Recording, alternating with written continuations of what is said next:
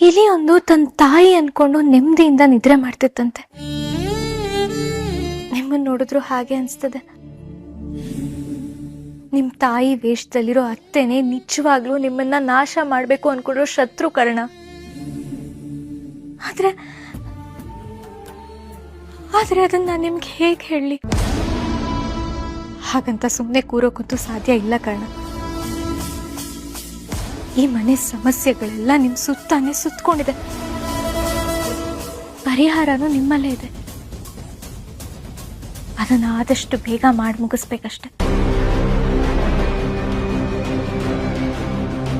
ಯಾವ ಪರಿಹಾರ ಸಾಹಿತ್ಯ?